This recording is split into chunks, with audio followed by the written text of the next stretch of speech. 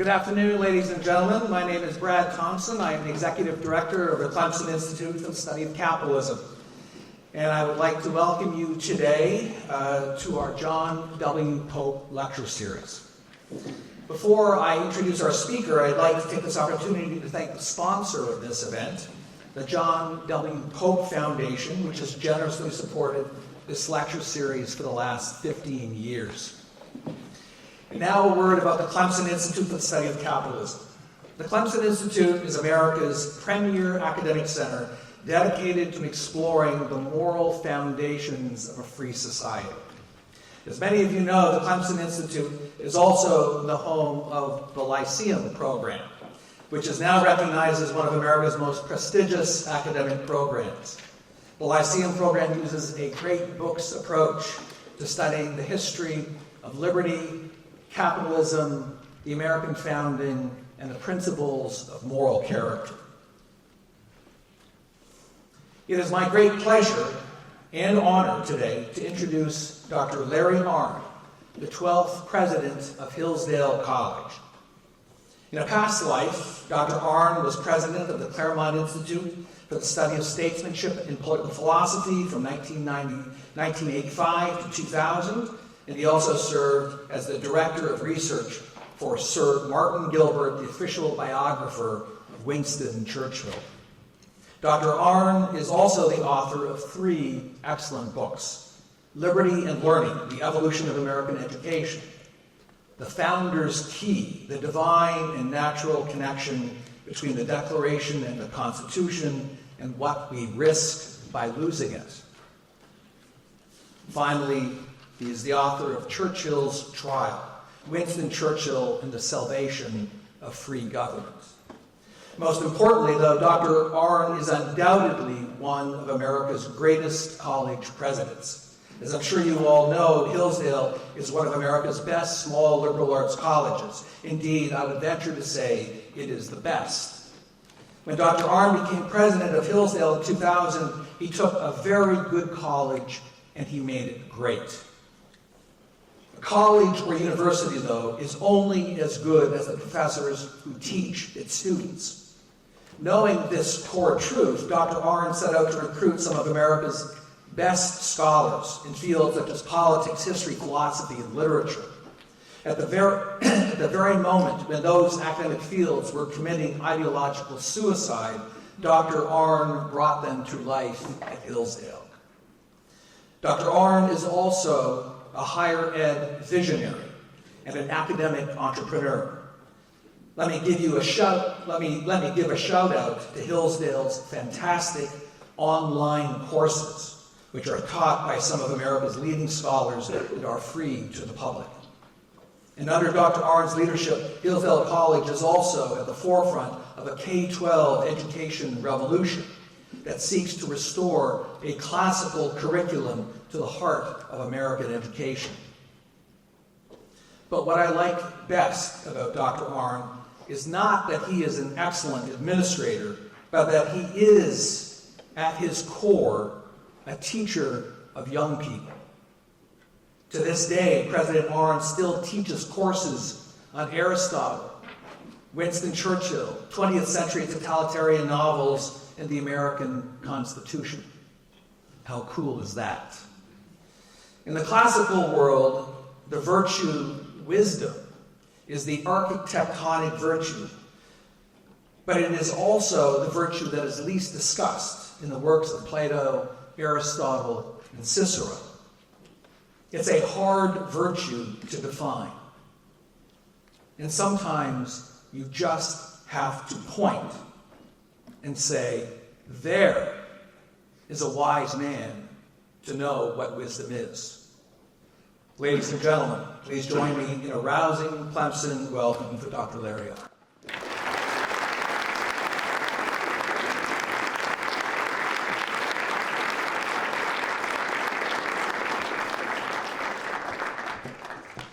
Thank you, Brad.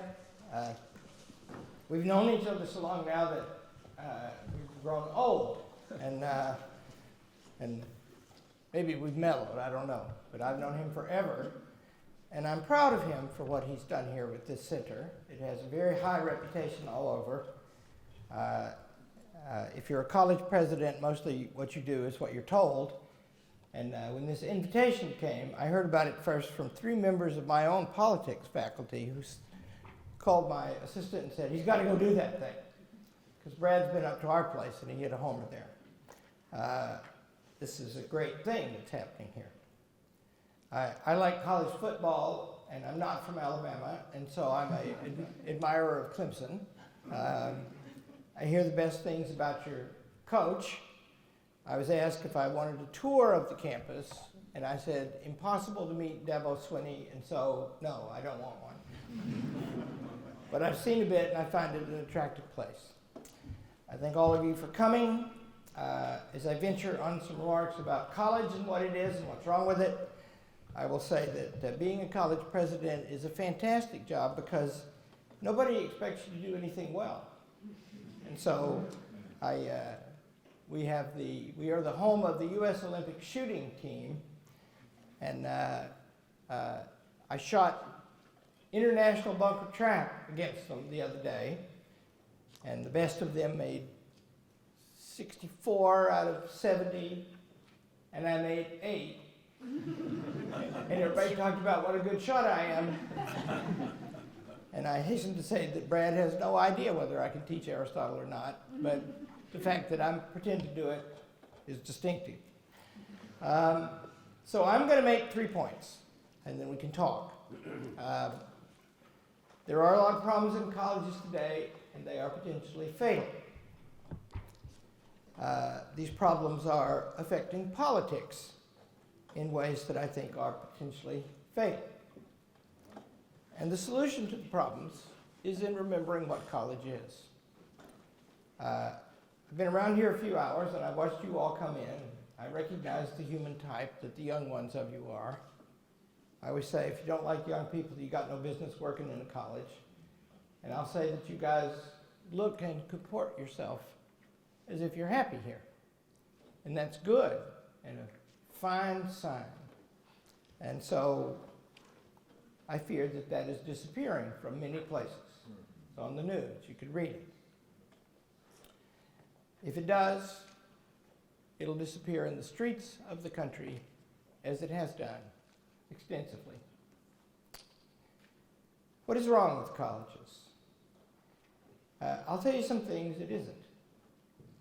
Not the main things, at least. There's $1.74 trillion in college debt now.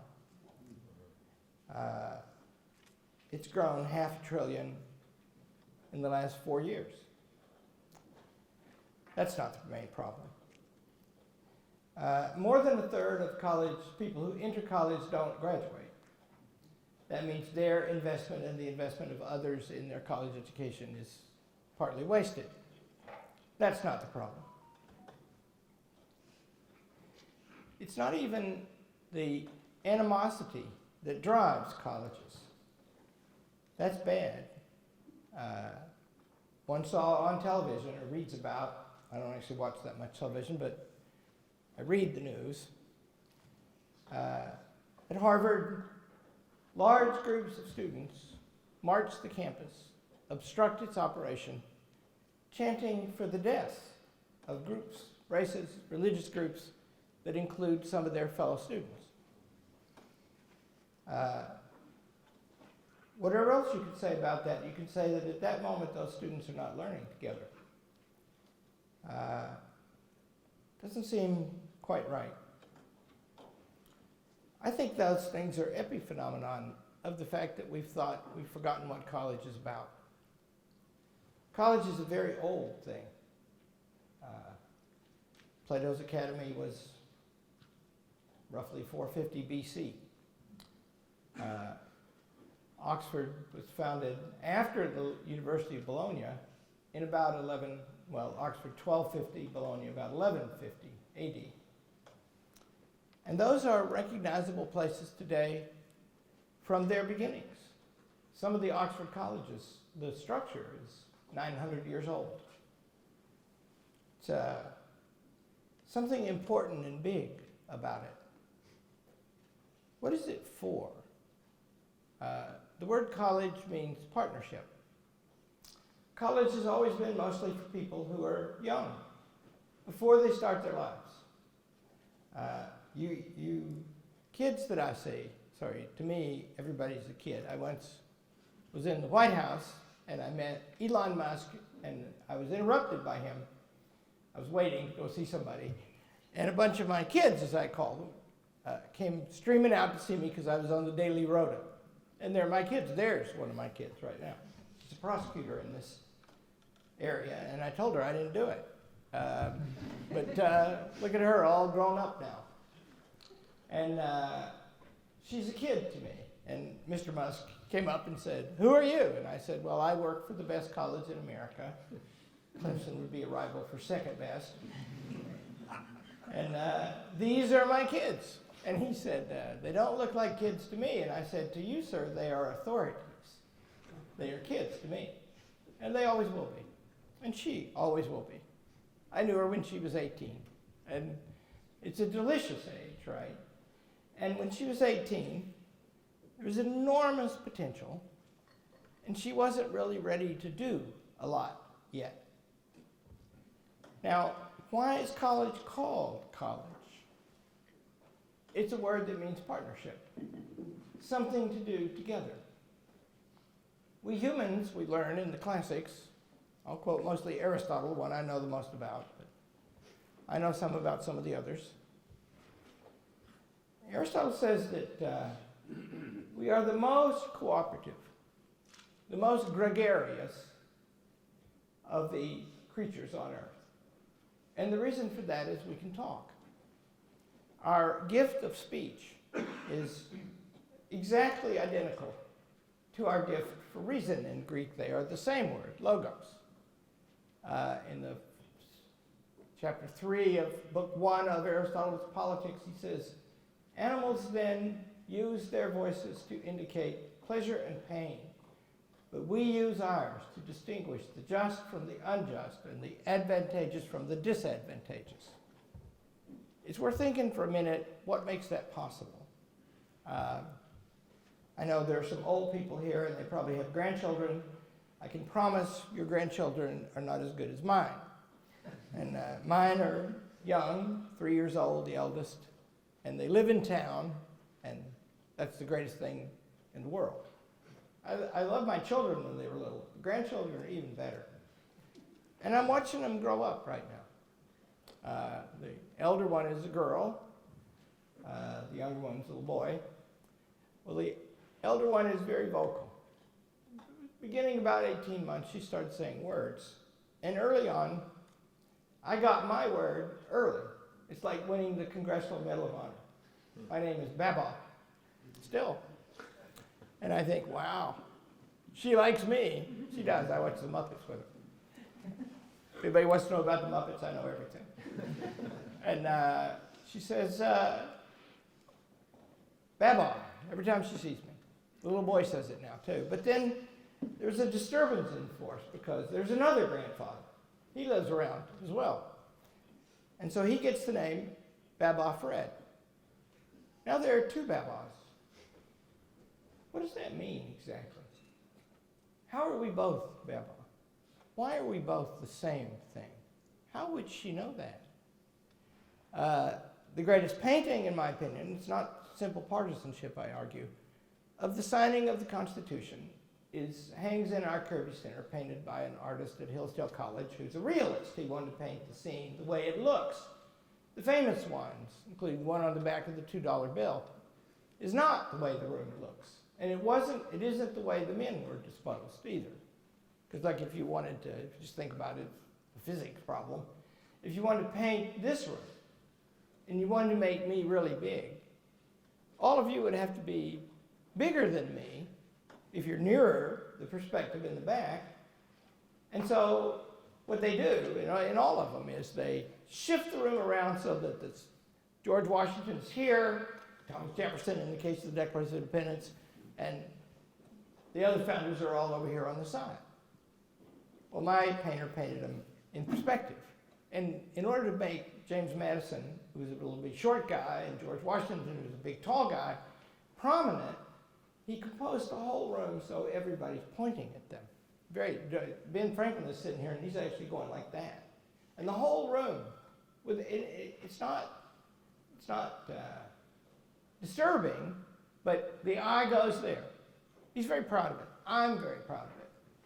And sitting on my lap in my study, where I have a replica of it hanging, my granddaughter suddenly pointed at it one day and said, "Founding Babas." You see that Baba is a kind of thing. And you never actually see a kind of thing. There are, I don't know how many, 200 some humans in here. Everyone is different. And yet, we know that they're all human. I like to say, we notice first the differences among us. There's a story about an airline that they let a woman bring a hog on a flight from Philadelphia to San Francisco, her therapeutic pet companion. And the hog went wild and ran up and down and stuck his snout on the window and up ladies' dresses. And they made a rule, no more hogs. And that was U.S. Air. I don't even know if they still exist. But the hog was a different kind of thing. And although all the people on the plane were different from one another, they were all people. To use the words of the Declaration of Independence, all created equal. All equally people. Now, once you get that, it liberates the use of the common noun. And that's how speech happens. But it liberates more than that, too. You know, by the way, try to make a sentence without the use of a common noun. Kids who know a lot of grammar will always say something like the sentence, go. That's a participle. It's a gerund. Going is a gerund. It's a participle. It's a noun. But to know what it means, you have to know what going is. And there are many ways of going. Running, walking, leaping. We recognize all those things, even though there's more than one way of doing it. They actually have the same property as the common noun. But once you know the common noun, then it liberates in your mind the comparison of the specimens among the kinds. Is it a good horse? Aristotle actually writes that if you can know what a good horse is, you can know what a good person is. And there we get to the purpose of a college. Because a person, a human, every human, we're all just like animals, and we're not like them. We're just like them. We have to eat, we have to sleep, we have to reproduce. We all get old and die. The difference about us is we know it, think about it, worry about it. But we have all those needs, just like everybody else. But then there's this other thing going on in us all the time, and we cannot escape it. And that is, we can commit ourselves to an action, even a bold, even a dramatic action, even a cataclysmic action. And even if it's successful by some standard, later the question whether it was the right thing to do or not is different from the fact that we did it, and different from the fact that it was successful or unsuccessful. I like to say, managing a college, that I'll try anything if I can call it an experiment, and then later, if it works, we try to figure out how to run it. And that means that I leave big messes behind me all the time. I always figure, if you go on to the next one quick, they'll forget about it. But, you know, on the other hand, the ones that have been successful, some of them have been grandly successful. I often wonder, was that the right thing? And it's because of this ability to know kinds of things and see what properly they are that makes them what they are, that we ask the question, was it good? The word good and the word being in Aristotle, he says explicitly, they are convertible terms. If you have the goodness of the thing, you have the being of the thing. I like to illustrate it. There's always one of these around when you're speaking, right? Oh, I got one here too. I got two. You notice they're a little different, but we all know what they are. We never looked at a flashcard with the word on it to associate them. We just see, right? Instantly. Well, is it a good bottle? It is good. It's fine. The environmental movement has things to say about it, but never mind. If you cut the bottom out of it, it would lose the being of the bottle and the goodness of the bottle in the same way. It wouldn't work anymore. But these are particularly handy because I've even used them for this now that I've thought about it. If you take the top off and cut the bottom off, you have produced a funnel. As it gains the good of the funnel, it gains the being of the funnel. That's how we talk. But that means that a moral distinction is implicit in every use of the common noun. Every one of them is the identification of a particular thing with a kind of thing. Does it fit the category? If it does, it's good. If you like horses, I do. I don't know anything about horses. I never owned a horse. I don't ride horse. I like horse racing movies. You ever see any? They're always great, every one of them. They all have exactly the same plot, too. There's always a young horse. It doesn't look like much. Somebody notices it. It starts racing. There's a problem. The family has a problem. Maybe they're going to sell the horse. Maybe the horse can't win. And they go through all that, and then they always end with the great race. The best one is Secretariat, who actually, that's a movie, but it also is the greatest of all the racehorses. And if you watch it at the end, when Secretariat comes around the corner, running away from the competition when it was said Secretariat is too weak to run over this distance. And he hammers them. And he comes around the corner and they start quoting the Bible. And if you don't want to cry when you see that, your heart's not working right. Why do we love that? Why do we love, I mean, you guys are bound to be Clemson partisans. If you're not, you got no heart, right? And the times that they won it all, did you admire that and think that is a beautiful thing? That word beauty is a very impressive word. We use it a lot. And we use it seriously.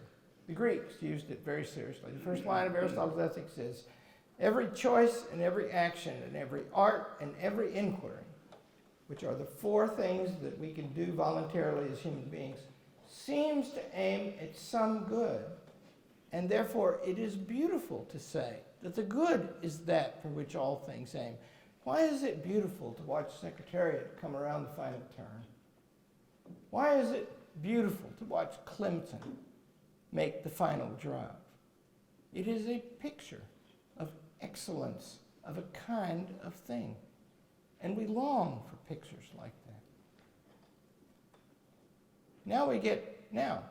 Because seeing that and appreciating it as an excellent specimen of a kind of thing is the human gift. And because the human gift is identical with the ability to describe that kind of thing, it means that we're made to learn together, talk together. And I've already said, colleges are for people who are not ready for prime time yet. You might not like that. If you don't, shame on you. Because you are going to grow. Whatever you are today, the young ones, you must surely mean to be, and you will be, if you live your life properly, a better thing tomorrow. And in the stage where you're in that, almost ready, that's what you are. Think you're ready. At Hillsdale, I have the privilege of talking down to the students intensely all the time. They know I love them, and like they say, well, my opinion is, and I'll say, don't state your opinion, it's worthless. What is the case of the matter? Freshmen automatically, at Hillsdale we're very intense society. There are not many of us, and we know each other, and it's all very difficult and trying. And so I had a freshman the other day. He announced that I was at the dining hall. My favorite sport is to eat in the dining hall and sit with the young ones. And I'm the only old guy that does that. And they're used to it now. They put cartoons in the college paper about it. And this freshman boy, sitting with a bunch of, I soon learned, upperclassmen, and me, said, "I'm going to major in psychology." And I said, "What's that?" And he said, "Well, to me," and everybody laughed at him before he could finish the sentence, because they knew better. They've been around a while, right? And I said, "Is psychology something? Is it a thing? Because I ask you what it is. And if it's something to you that's different from what it is to somebody else, if you think for a minute, you'll see that it actually is not a thing. We're not here to express our opinions. We're here to find out what things are.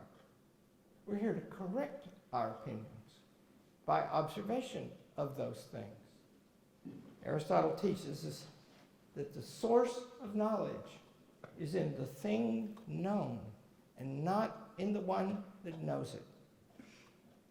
And if you start thinking like that for a minute, you will see that it makes college difficult, also potentially immensely rewarding. You can move, as they say in classic philosophy, from opinion to knowledge. That means, by the way, that there's no strong reason for people to be fighting about their opinions in a college. I think that this is made of green cheese, and you may think it's made of plastic. Well, we do. It's beneath contempt to even think about it much. We both do have a right to our opinion, but how would you resolve the dispute except by looking at it? And they teach us in the classics, and in many great modern philosophers too. They teach us that the cultivation of the human virtues, which are moral and intellectual, divided into those two groups. But they always work together. And the moral virtues are about doing things, acting right. And the intellectual virtues are about thinking right. And when you get them all lined up, because you never do anything without the use of both. No one ever does. When you get them right, one of the things Aristotle says, it's a very beautiful thing when he says this. He says that it clarifies your ability to see.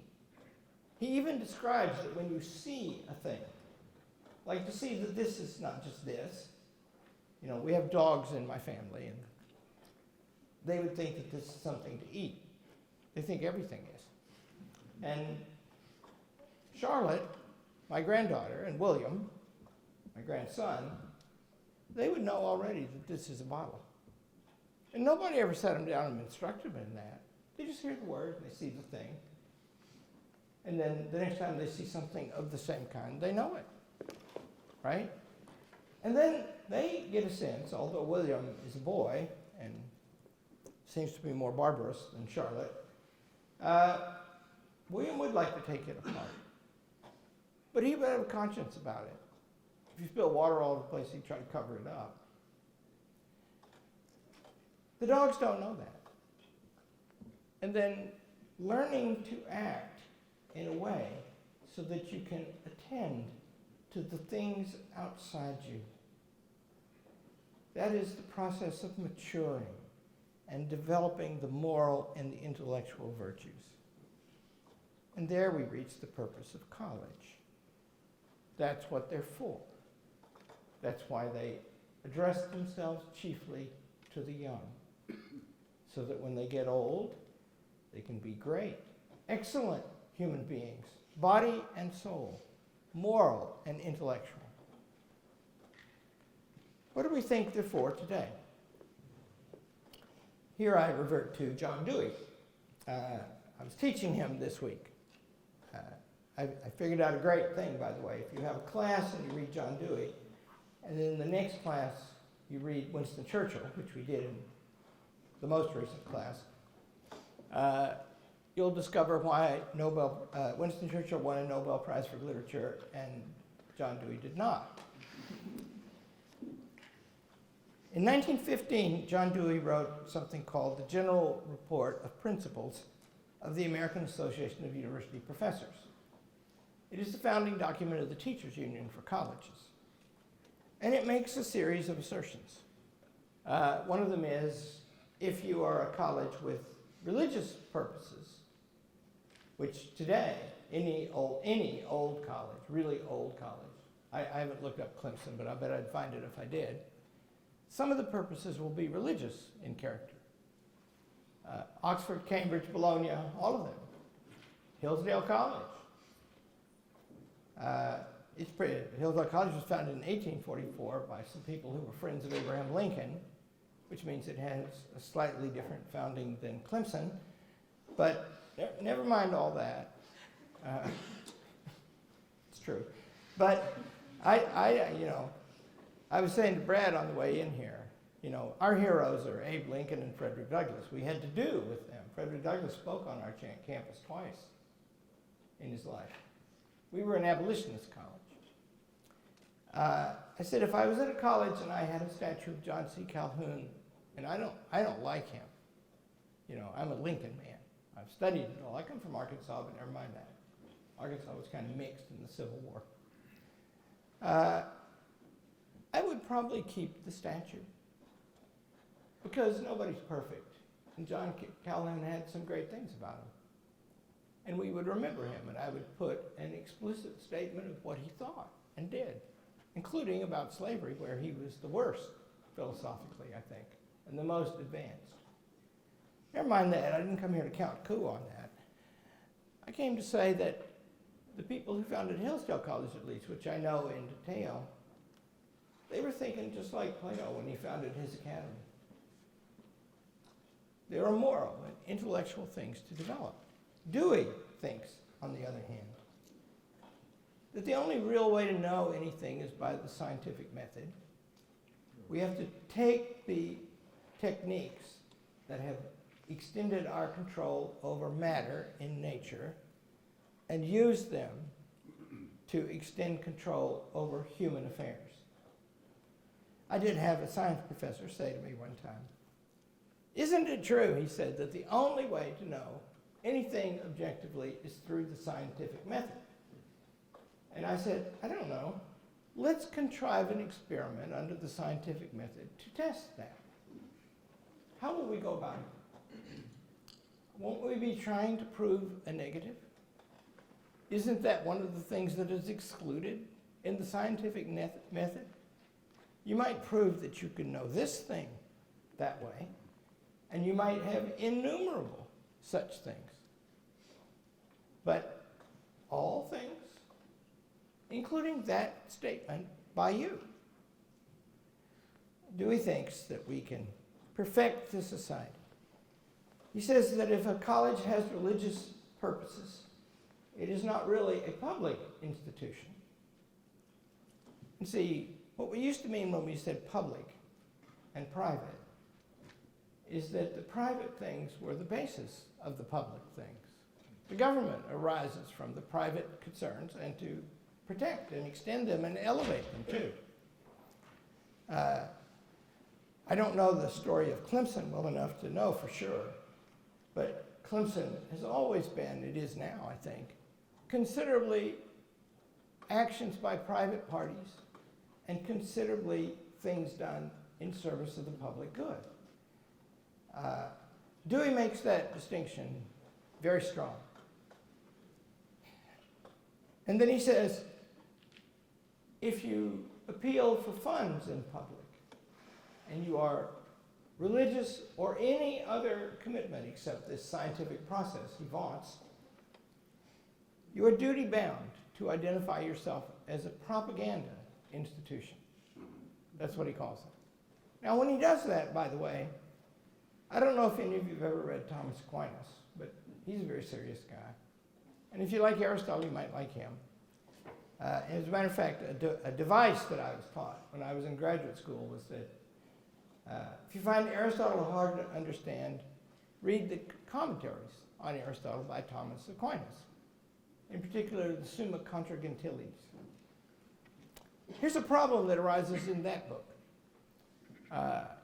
If you read about the Christian God, you read about a God that is an activity of love among three parties, and this God loves us and moved to create the world. If you read about Aristotle's God, which is in the Metaphysics, it's another very beautiful thing. And God not only doesn't know anything about us or care about us in any way, he doesn't know anything except himself. He's not material because matter is imperfect, and if he had matter in him, a more perfect thing would be possible. God is the most perfect thing.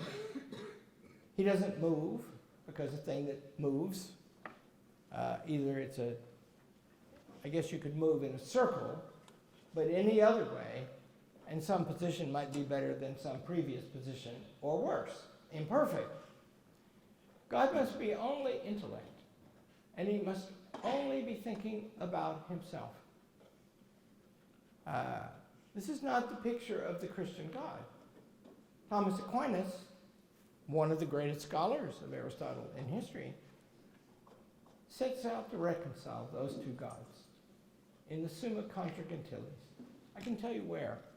It's in volume 1, chapters, got to get that right, 48 to 56. It's about 30 pages of reading, all those chapters. I warn you, it's a little dense. But he struggles to reconcile these two pictures of God.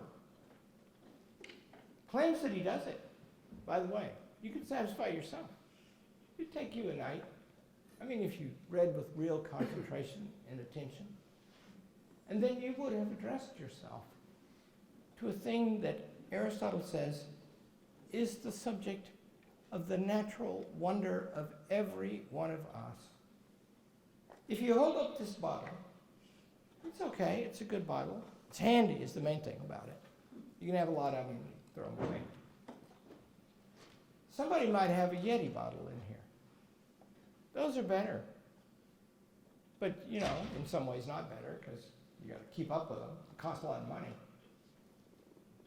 If you think that's better than that, then the question would be, what would be the next thing? And the next thing. When you start ranking things in nature, which is the gift of your rationality, and remember, you're made to talk about it with others. When you start doing that, you're working your way up toward God. What would be the perfect thing? When you try to make yourself a better person, you're just asking the question, what would the best person be like? John Dewey excludes that question. I'd bet a fair amount of money that he never read the Summa Contra Gentiles. But what he did do is wipe it out from the college curriculum. If there's only opinions, and they can be established as dominant only through the scientific method, then that changes the position of a young person who shows up in college. Because now you think some things, the habit of the classic philosophers. You should read the first book of Plato's Republic, which was very significant in my life. It's the reason I'm not a lawyer today. I was on my way to fancy law school, and I was forced to take this class with somebody that Brad over there probably knows. His name was Jeffrey Wallen. He was a student of one of my teachers, Harry Jaffa. And I tried to get out of the class. And Plato encounters, Plato does not appear in the dialogues, he just writes them all. He was a student of Socrates. Socrates is the subject of almost all of the dialogues. And Socrates got killed for annoying people. Calling things into question. But there's a moral effect of Socrates, and it's in this drama that happens. Third conversation in that great dialogue, the Republic. There are two young men, Glaucon and Adidamantus, And there's Socrates, and there's a sophist, who's a man who teaches young people to be powerful. Remember, if John Dewey says that the purpose of education is to contribute to the social evolution of the society, especially if he does not raise the question, what would make the society better? Contributing to the evolution of something is an exercise in power. It's not an exercise in beholding or seeing or observing. Let's take this apart and change it. And then it will be our creation. And that might be the right thing to do, but mind you, it's not exactly the way to address yourself to the question, what is the thing? And Socrates encounters many sophists. And what are they? They're people who, young people, want to grow up. They want to be grown-ups. They want to exercise influence. They want to be in the big conversations. And these sophists teach them how to do that. And they make money for it. They do it for money. And Thrasymachus is the sophist in question, and he says, Socrates, you go on and on about justice, but it's easy enough, isn't it? We all know what it is. It's whatever the strongest person says it is. And that means it isn't anything. It's defined only by the powerful, according to their will, apparently. Well, Socrates tears him up. He says, okay, Thrasymachus, let's say you're the strongest person. What is in your interest? And Thrasymachus proposes various things, and Socrates says, okay, what if you got that thing and it killed you? And he converts the question, as he tends to do all questions, into the question, what is good for you, Thrasymachus? What is the good? You see? He destroys him. It's 3 pages. It's really great. And then he, I remember the Greek word, he charges out like a therion, like a wild beast. He rises up and rushes out. And then Glaucon and Adeimantus, the young man, they drive the rest of the dialogue. And they say, okay, Socrates, show us that justice is good. Absolutely. Show it's good for its own sake. Show it that even if you're unjust, you get all the rewards, and if you're just, you get all the blame. It's still right to be just. And what's interesting about that is now they're talking about a subject that you actually need to know the answer to. Because, of course, you have this voice inside you that is part of your rationality that asks the question, what is right? Turns out, Glaucon and Adeimantus are Plato's brothers. And that means that Plato's teacher opens the greatest dialogue ever written in a contest with a sophist for the souls of Plato's brothers. 2 young men. Are they even going to try to find out how to be good? Or are they just going to seek power? I think that's what Dewey calls for. I'll close with a discussion of a better and worse public figure. The worst one I have in question is Margaret Spellings, is her name. She was the Secretary of Education under George W. Bush. I had some public arguments with her. The Bushes were very interested in education, and they thought the key to it was national testing to objectify student knowledge so parents could know if their children were learning. It's a fact in American education that 3.5 million people work in public education, and more than half of them are not teachers. And if you go to any charter school, one around here, I guarantee you, you won't find more than 25% of the employees who are not teaching school. But in American education, it's different, and a large part of the ones who are not teachers make rules for teaching. And they don't go in classrooms. Do you like your professors here? I saw you waving at them. I saw them smile when they see you. They attend to you, and you to them. I like to say, if you want to be a good teacher, you have to get in contact with the enemy. And if you don't, and you just write unreadable rules in great proliferation, you've changed the nature of it in an effort to make it more scientific. They launched a commission called the National Commission on the Future of Higher Education.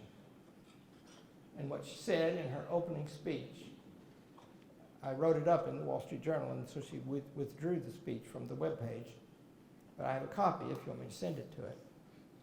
She said, we have to compete with China, and so we have to revamp higher education so we can invent more stuff. Now you see what that means if you think for just a minute. You may love physics or engineering. God bless you if you do. Is that the sum of the purpose? I mean, physics, by the way, which is a way of beholding the highest things in the universe, literally the highest. That's a beautiful thing. Engineering is a beautiful thing of a kind. It involves making things. But understanding things is a different thing. And I will tell you that in her opening speech, she named the things we have to get good at. And among the things she left out was philosophy and literature and history and politics and all of that. All of that. All of the stuff they do in this center here, right? And I called attention to that fact. And then I also said, a senior employee of hers said to me in a public controversial setting, how can parents know if their children are learning if we don't have these standardized tests? And I said, well, they live with them. Do you think it's difficult to know if a child can read? It's easy, right? I promise. I can talk. You guys are the young ones here, my favorites. You're in my wheelhouse. I know people like you, right? And if I talk to you for 10 minutes, I'll have a strong opinion about what you know and you don't know. Because you show it all the time. Did you know that it's the national goal in America right now, worst in the developed world, that every child should learn to read by the end of the 3rd grade? And we have 100 and some charter schools that we never graduated kindergartner who can't read. Because reading, by the way, is just an adaptation of the thing they learn automatically when they learn to talk. And we struggle to do that today. She wants to turn education, she was later I looked it up to verify, she was later the president of the University of North Carolina, not South.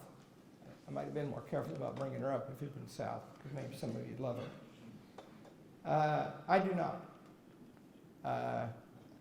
I will say that there are these centers that are being founded around college, in public universities. This one was founded before this movement started. It was founded not by the state legislature, but by some private people.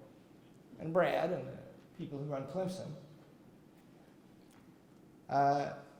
she heard of that, to add some difference of opinion to some of the colleges that lack it. And darned if she didn't call the attention of the accreditors to this phenomenon and ask them to look into it to see if it should be allowed. She's one kind of public figure. It's ridiculous for me to make a claim that Winston Churchill was a greater person than she, but let me make it. Do you know he didn't go to college? He wrote 50 books. They're worth reading. He wrote his collected speeches, which is not quite everything, is in big books about this tall, 9,000 pages. There's one of them he didn't write. Very late in his life, he let somebody write a speech for him. And we know that he let somebody do it because the speech exists in his archive, of which we have a copy at Hillsdale College. It's printed in the official biography, too, which I worked on for 40 years. I'm never going to do that again, he said. He was an immensely productive man, and he didn't go to college. And in a way, he regretted that. He educated himself. He was unfair. He was very smart. I'm going to read you two things he thought about education and one thing he thought about life. We think of education today as manufacturing. We think it's something we're going to do to you. We're actually not going to do anything to you. You will not learn anything important, not for 5 minutes in your life, except that you focus upon that thing. It will take immense concentration to do any difficult thing. And if you do it hard enough and often enough, you will come to love it and think it's the highest activity you've got. Education, I am fond of saying, is not making anything. It's like gardening. My wife is English. She can grow anything. She does not think she's making the plants grow, because every living thing has the principle of its action in itself, or else it's not a living thing. We do not teach you, you learn. And you must give yourself to it entirely and develop all the virtues in pursuing it. Human beings and human societies, Churchill says, are not structures that are built or machines that are forged. They are plants that grow and must be treated as such. He says John Dewey was a great believer in expertise. When he was 27, Churchill wrote to H.G. Wells. Churchill liked to write about the future. He thought it was license to steal. He could write whatever he wanted. Some of his predictions are pretty good, but he liked novels about the future, and H.G. Wells wrote one. And H.G. Wells was a socialist, which Winston Churchill very much was not. But they knew each other all their lives, and they got on. And he says, I cannot agree with you that a future society can be run by experts, because expert knowledge is narrow knowledge. And every practical decision, you are making them already, and you will make many. And you won't be able to look up in a textbook which is the right one to do. He says, no one can be an expert on the range of things that are required for every important practical judgment. The mere opinion of the plain person who only knows what hurts is a better guide. That means that you are, by nature, free. You have to think things through. There are two kinds of knowledge in the classics. One kind is knowledge of things that never change. And those are the only things you can have real knowledge of. Because changeable things you only know while you're looking at them. What's the weather like outside? Probably it's nice today. But if it changes tomorrow, it will change in the space of time that this lecture is taking. So you don't quite know, do you? What should you wear? Depends on the weather some. You can only guess what it is. Those are practical judgments. In college, it's a chance to get the kind of knowledge that you can carry with you forever. And that underlies every practical judgment you make. And I'll close with this point. It's what you want to know, in my opinion. What we all want to know. Winston Churchill in 1931 wrote an essay called 50 Years Hence. It's full of predictions about the future. It's very interesting. Many of them have come true. But he talks about the evolution of society and the change in the world, which is quickening all the time and has made war extremely dangerous. Also, surveillance states now. Amazing, this power that human beings get can be abused, and he worried about that all his life. And toward the end of the essay, he writes what I think is his most beautiful paragraph, and he wrote many. He says, "Imagine a world many generations hence in which people have evolved until they can live as long as they want. They can travel anywhere they want, including interplanetary. They know pleasures that are wiser than any we can know. What would be the good of all that to them? What would they know more than we know to the answer to the simple questions? Why are we here? What are we for? I will add, how can we be good ones of our kind?" He says the persistence of these questions gives the best hope. And remember, 1931, he's already worried about Hitler. Hitler is emerging. Within 10 years, he will have torn the world to smithereens. Churchill saw it coming. But he thought, these totalitarians cannot extinguish in us the answer to the questions that come because of our nature to us. I'll just close by saying, I congratulate you on being students here. Use it well, become great human beings. Thank you.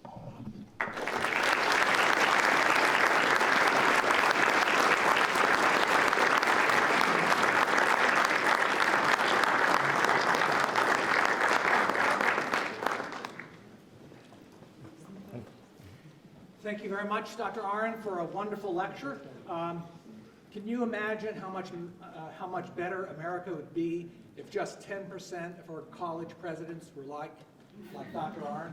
It would make a difference.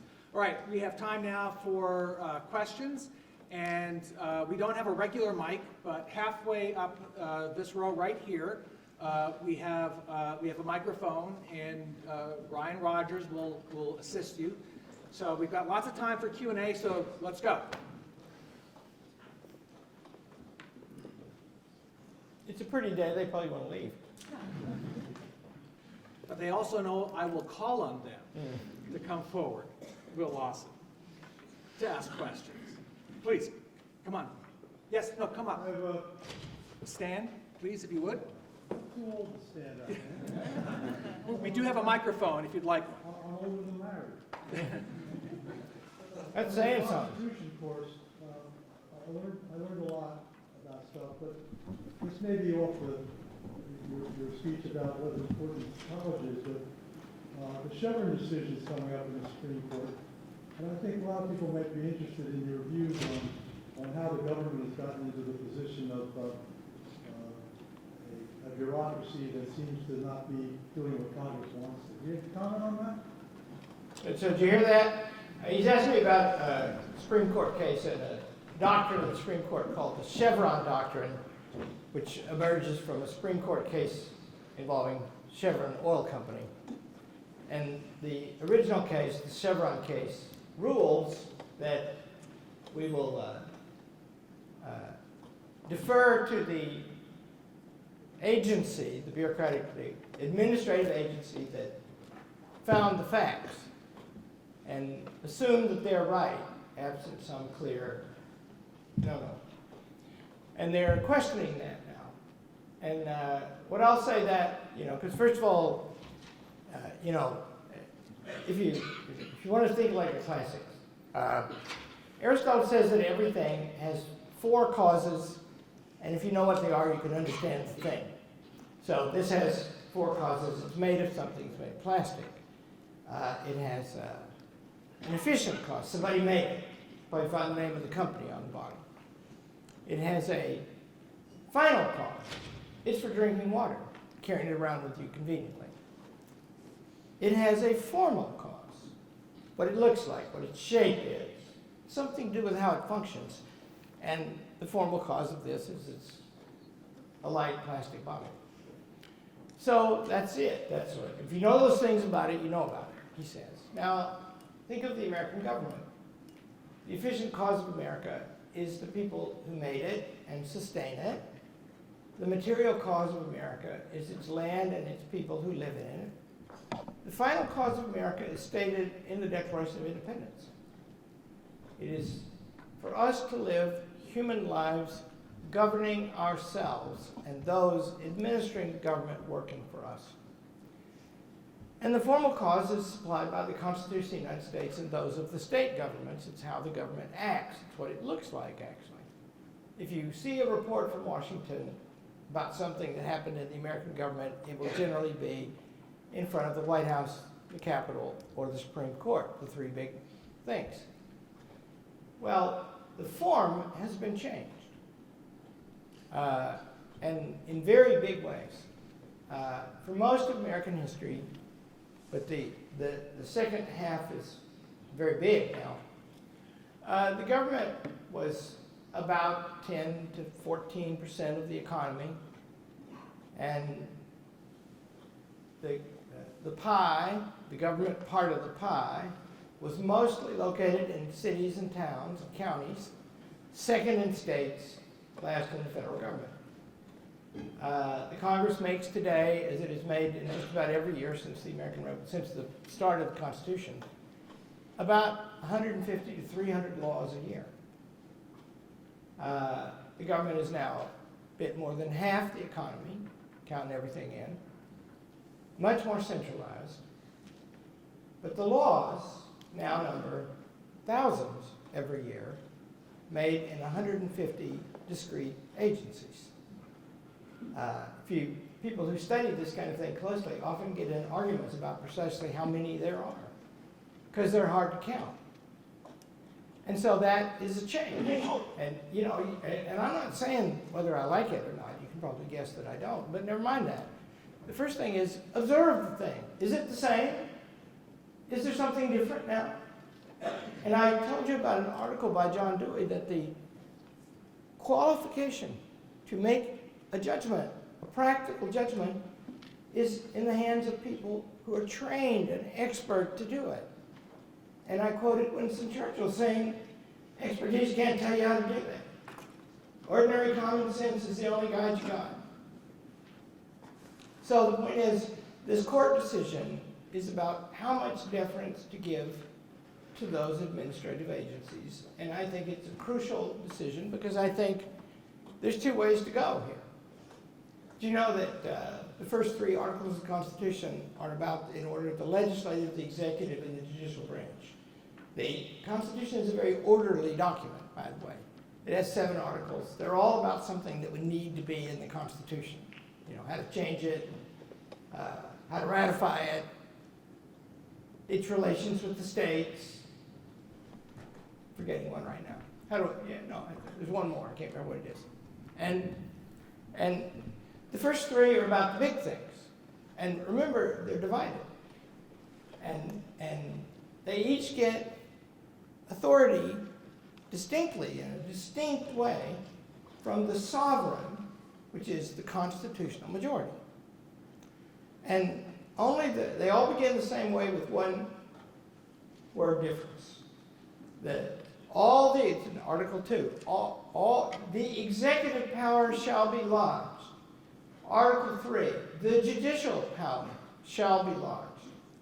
Article 1, all the legislative power shall be invested.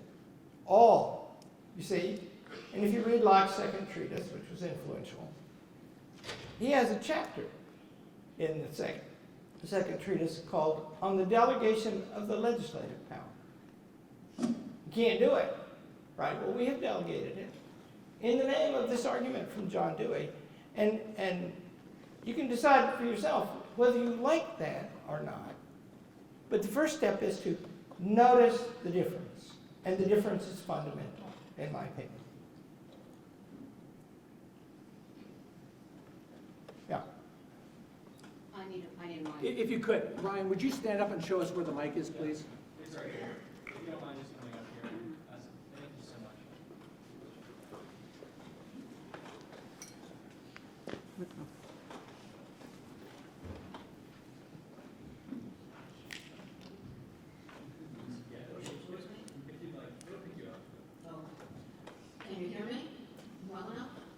I can hear you. Seems like I'm not. Okay, this is much better.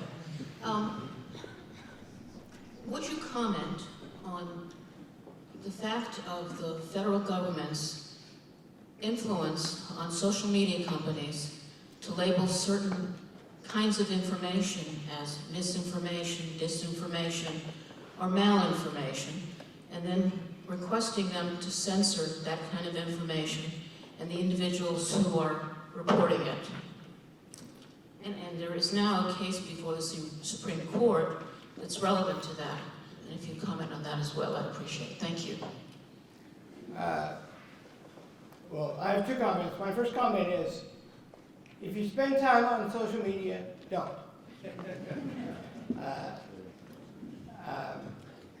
Write letters to your friends. You know, do that a lot. So, what about that? Again, I have to sort of start at a high level, right? It's always good to locate ourselves on a map. We have a liberal society. Liberal comes from the Latin word for free. What does it mean for a society to be liberal? It means that a lot of things go on in private hands. And so there needs to be a wide private sphere. The American government, it's tempted, no, I'm resisting the temptation to draw you a picture. It would be ugly, but it would be illustrative. I'll just draw it in your mind. So imagine America is a whack and big old circle. And then imagine inside it, there's a smaller circle, about 10% of the whole. That's the society in the big circle, and inside it, the government in the little circle. And the way the Constitution works, and Madison in the 63rd Federalist says this is unique. He says, all of the sovereignty, which means legitimate power to rule, is in the society. None of it is in the government. In England, the king was sovereign and the executive branch. In Athens, the people were sovereign and they were the legislature. No, not here. All the legitimacy is outside the government, and all the power to act is inside the government. And so there's this delegation going on constantly. And then it's even tricky how they do it, because different constituencies on different schedules, different times, delegate to different parts of the government different things. And that's why the executive and the legislature can look at each other as equals.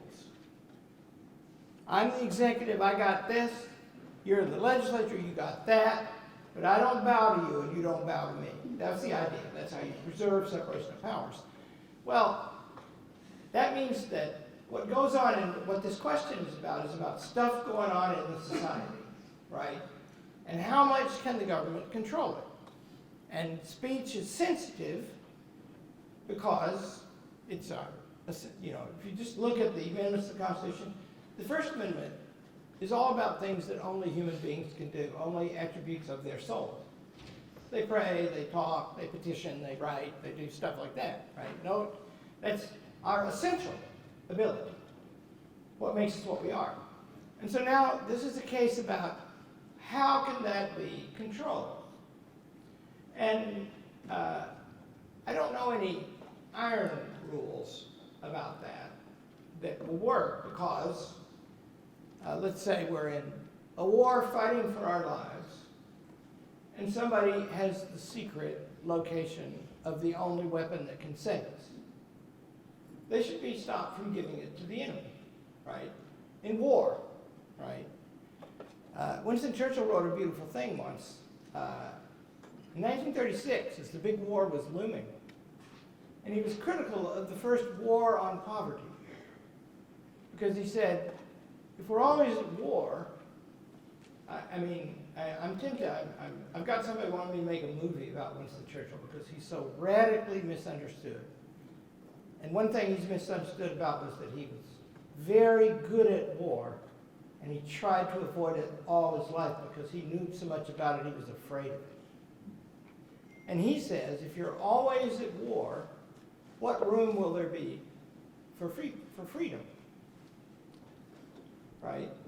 because you want to preserve the liberal society, because the aim of the society is built on something in nature. The reason we regard education as a manufacturing operation is because we regard ourselves as manufactured items. Whereas I can tell you, the great blessing of being a college president is, first of all, if you do it, as Brad just proved when I finished, if you do anything the least bit well, everybody's astonished. But the really great reason is, there's nothing like teaching. You learn so much, you know. And you guys don't know it, but every time you open your mouth in class, whatever you say, right or wrong, funny or serious, there's a world of information in it. And I'm a college president, so I don't have any time. So I only teach things that I've been studying for 40 years. So I know a lot about them, right? I learn about them constantly from 19-year-olds, right? It is so different from a manufacturing operation. It's the opposite of it, right? Well, what's wrong with social media is that it encourages the worst in us. Anonymous, the most extravagant or violent or outrageous things get the most attention. It's not good for one to do that, to live that way. Some people use it responsibly, I guess, but most responsible don't do it at all. So now, social media is centralized. There are 4 companies that control most of the communications on the internet worldwide. Most of the servers, right? It's a monopoly. So what I would do, and this is a complicated subject, but what I would do is I would break it up. I'd do a trust busting operation. I don't even really like antitrust laws. Brad knows a lot about that kind of thing, and he can tell me if I'm wrong. But I think he does. He used to anyway. Who knows what he's forgotten? But in other words, you don't want great powers to grow up in the society, including in the government, that purports to control much of life. Because you want people to have room to grow and maneuver, make a mess of their own. So about that, I don't know. I know that the media is very optimistic that the Supreme Court is not going to permit these controls to be imposed by the government. But you can't trust that, right? Because who do they work for? And they make $1 gazillion, and they know everything about you. And I wouldn't ban that because, see, it's tricky, isn't it? Because you want to know James Madison's justification for constitutionalism. It's very beautifully put in the 51st Federalist. He says, if men were angels, no government would be needed. Right? In other words, look at us. We're a mess. And we'll steal each other's lunch if we're not watched. Right? If angels were to govern men, in other words, those in the government are people too, then neither internal nor external controls on the government would be needed. So human life, which is so rich, different in kind than every other being on earth, right? It's hard to get it right. It's the reason you need to study, figure out about, one of the things you need to know what you are. You need to know that politics and morality arise naturally from the central thing about your nature. And you need to know what the best and the wisest, and you'll also, of course, encounter many of the worst, have said about how to organize that so we can all live fully human lives. And I will tell you, I am a partisan of the Declaration of Independence and the Constitution, of old study, and the reason is, it is the first document, pair of documents in history, intending to permit every one of us, rich and poor, to live like what we are, what we're made to be. You see, And don't mistake, it's a deep truth for you young people to know. Your happiness, which is a synonym for your goodness, is overwhelmingly in your own hands, and nobody can give it to you. You got to get it, and you're made to get it. So yeah, I would, if it were I'd find a way to bust those companies up. Yeah, sorry, I talked too long. Yeah, my name is Trevor. Thank you for coming this evening. I want to ask you about your school of thought and how you kind of got there. I know you mentioned previously in past interviews that you were influenced heavily by Professor Harry Jaffa of Claremont, who's a Straussian. So can you kind of tell us a little bit about how you got to your school of thought and what you could share, I guess, your personal experience with Professor Jaffa? Yeah, well, my life is a series of accidents. I've actually never applied for a job in my life. Isn't that weird? I'm like a pinball bouncing around. I had one long conviction most of my life, and that is I wasn't ever going to be a college president, because most of my friends are faculty members like Brad, and I know what they think about it. You know, I said, why do I want to be a figure of fun? But no, I took this class by a student of Harry Jaffa, and I figured out, and see, I was like probably most of you, I was really good at making A's. I could make A's like crazy, all the way through. And if I took one of those standardized tests, I always got a whack and a big score. And, you know, it's just quirk. And so I'm, you know, and what I wanted to be was what? Halfback for Clemson Tigers. I'm not big and strong and fast. It's a terrible disappointment in my life. And so I'm not stupid though, so I figured out I probably better study. So I'm going to go to law school. And I, almost went to the University of Chicago Law School. I took this class, tried to get out of it. It was a requirement. I said, I don't need this class. I shudder when I think of it today. I was very full of myself. I mean, I'm still pretty bad, but I've learned enough now to know that's not the truth. And I said to the woman, chairman of the department, Susan Powers was her name. I said, I don't need this class. I don't like that kind of thing. I've done pretty well here, I said. And she, in her greatness, said, shut up. You got to take the class. And I took it, and it changed my life. And I did a fine thing, in my opinion. I'm proud of myself about this as I am ashamed about myself for so many things. I sat back and I said, here's what he said to me. I was disrupting the class. I was hostile to the class. And he just kicked my butt. And he said to me, you Arthur Semicus. You've got a ready answer for everything.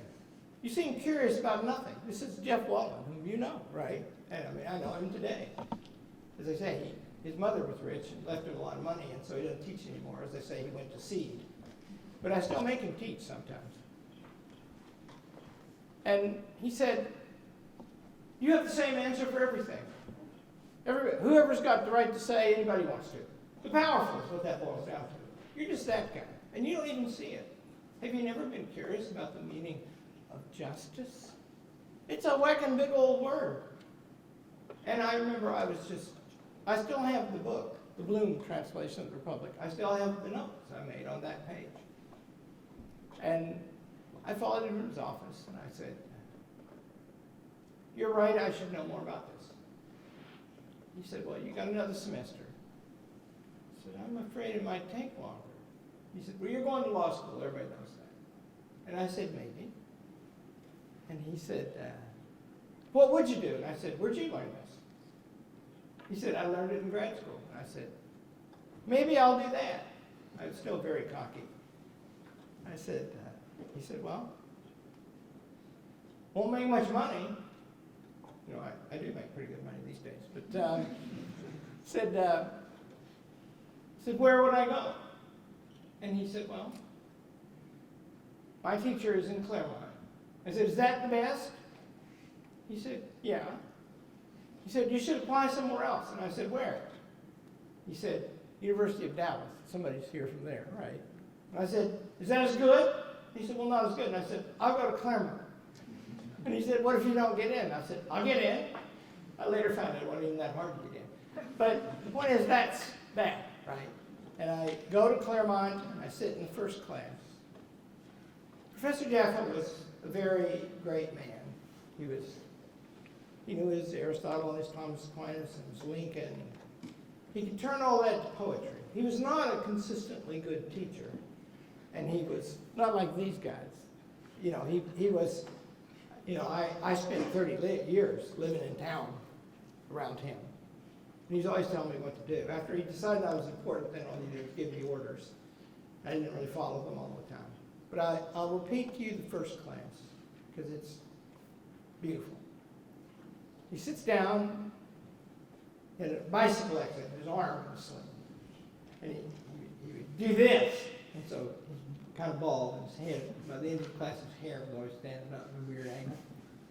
He said, when men get old like me, I'm now older than that, they start making a list of the 100 greatest books. Life is too short to read 100 great books.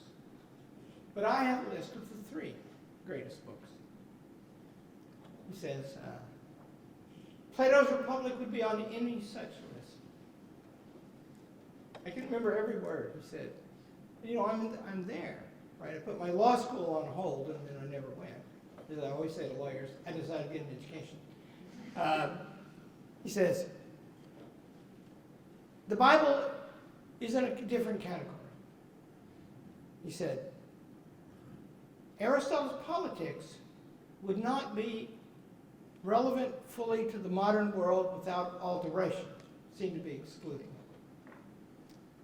And he said, Shakespeare. Socrates says at the end of the symposium that some poet would come who could write both tragedy and comedy, and Shakespeare invented a third thing. You think I'm not? I'm going, oh, this is why I came here. And then he holds up the ethics, which I teach at Hillsdale College. I've been reading it for 40 years. I can tell you what every chapter in it is about. And he said, this is a perfect book. And in this class, we are going to read this book. And Professor Jaffa was right. There's no other book that I know a fraction as well as I know that book. And, you know, I know a lot about Churchill. I've been studying Churchill for 40 years. He's very worthy to study. So yeah, that's how I got what I know. And then we were graduate students, 4 of us. 2 are dead. The other one's still a close friend of mine. Brad knew them all. And we had grandiose ideas. And so we decided college is rotten for the reasons I stated today.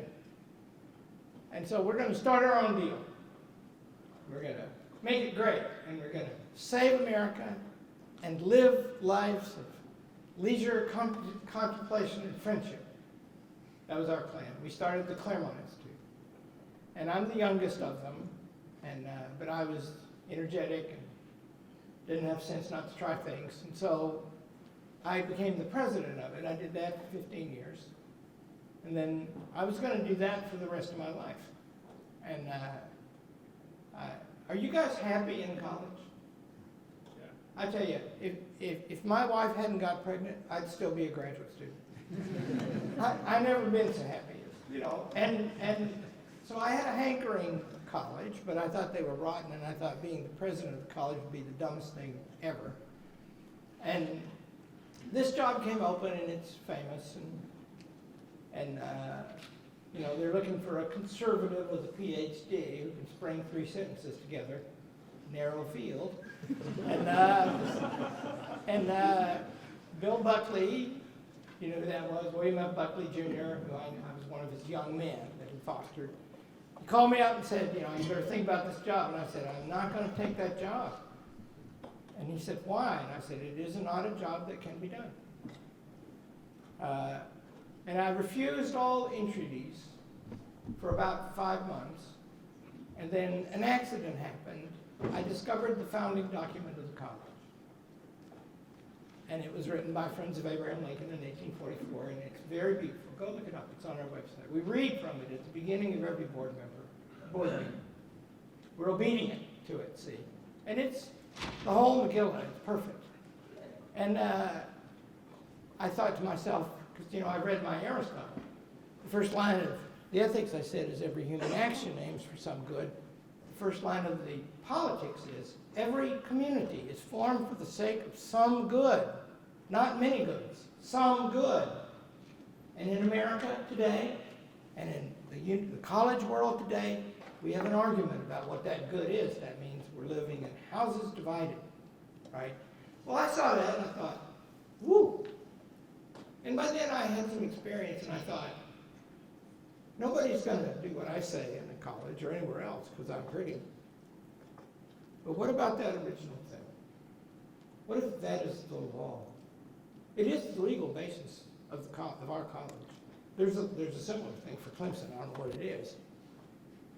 And I said, I read that. It's pure, and a lawyer told me to ask for it. I didn't open it for 5 hours after it came. I did open it, and I read it in my study in beautiful Claremont, California. And I thought about it for 5 minutes, and I walked in the kitchen and read it to my wife. And she said, that's pretty. What is that? I said, that is the founding document of Hillsdale College. She replied, my God, are we moving to Michigan? So that's how that happened. And, you know, I mean, you should, remember, the only ambition you can have is to be good. And everything else will change. Keep that, and probably wonders will unfold.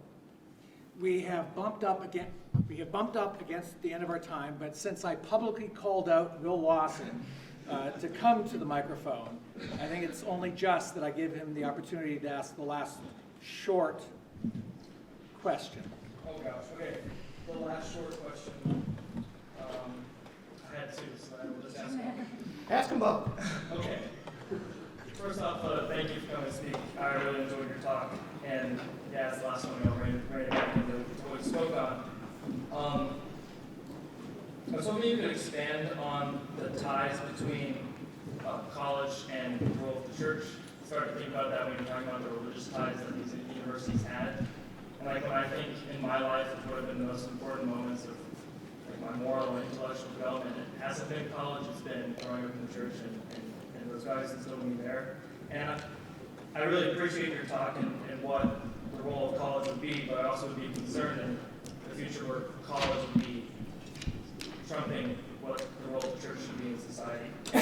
The second thing would be, it was really interesting how we outlined the role of college from these universal principles that come from our nature, like speech and the ability to approach and think about the good. And that's something that's inherent to all of us. But it also then begs the question, is college for everyone? And that can kind of go two different ways. That's approaching the more complicated question of if virtue can be taught, but also just thinking about today's day, there's, I think, a movement of understanding that a lot of people go to college for the wrong reasons, and then it's along the lines of, well, maybe you shouldn't go to college and learn a trade, become a productive and valued member of society in that way. And I really appreciate the example of Churchill as one of these figures that we look up to as someone who didn't go to college, but I still think there's a way to look at your argument and approach it in a way that paints a pretty bleak image for the people who don't go to college in the sense of missing out on something that would be very important for their moral development. So, yeah, a lot to go on there, but that's So, remind me what the first one was? the role of the church. Oh, the church. Well, I personally am a Christian. Christianity is the faith that invites you to think. One of the aims of our college is intelligent piety. And, let's say that there are Christians today who argue that you don't know anything of your own, it's only what God says to you. And that seems silly to me. And read C.S. Lewis, a very learned man who thought his way into his faith. And and I think there are different ways of knowing, and I think that there are contradictions between those ways of knowing that are opportunities for deep thought. Strauss, somebody mentioned Strauss, I didn't talk about him. I'm his grand student, but I never met him. Read a lot of him. He talks about that a lot, and and remember, Christianity, its claim is that God is the Word. He talks to us. The Word is Logos in John 1:1. So I think it invites us to think, and we should think. And Leo Strauss makes a handsome argument one time about faith and reason. He says that faith, he means both Judaism and Christianity, I think, give a whole and consistent account of everything. And philosophy is in a more contradictory position because it can't give that account. It seeks that account. It begins, therefore, with an act of faith. It's in a more contradictory position. So that's what I think about that. I think you're supposed to think. And, you know, I also think that I can't imagine how a person could conduct his life blindly, you know, and I don't think that would work. I think sometimes parents and sometimes John Dewey and his progeny who dominate the university today try to do that to young people. I don't think it works.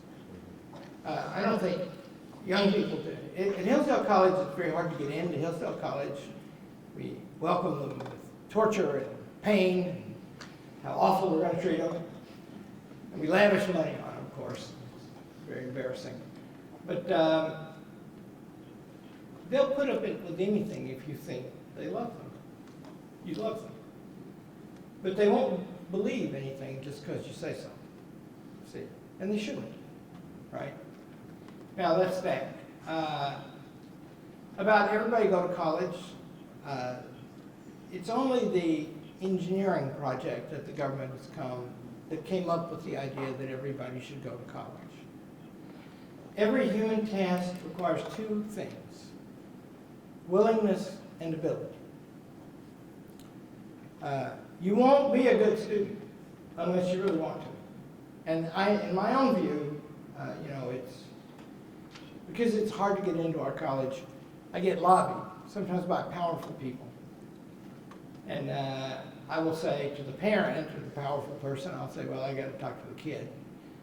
And what I always try to find out first myself, because I'm not looking at the whole application, is how much do they want to do this? You know, and I just try to measure that. I had a kid, little brother, who didn't get in, and he was heartsick, and I said, so go over to the admissions office and tell them that you bought a tent, and you're going to erect it in front of Central Hall, and you're not leaving until they let you in. But that you promise, you cut off your big toe if you lie, that you'll make them happy they did. And that kid went over and said exactly that, and he got in. And, you know, because it's so much as want to. Because, you know, if you think a lot and learn to focus, you'll get smarter. It's true. And if you live a wasteful life, you'll be dumb as a bag of hammers by the time you're done. So the willing part is very important. The second thing is, everybody is naturally curious about the best things. A lot of college is technical these days. And not everybody's naturally curious about that. Nor should they be. So what I think is, every person is obliged to read good books and think about things. Not everybody needs a college degree, in part because they don't want to, in part because college degrees are not what they're supposed to be these days, but above all because you can learn a lot on your own. Do it and lead a great life. If you get this privilege, especially you get to study with these guys who are not, you know, typical, right? Use that here. If you know something, gives you obligations. If you take a place to learn something, you are obliged to pursue it. Don't waste the time. You only got so much. Dr. Arnn, thank you very much.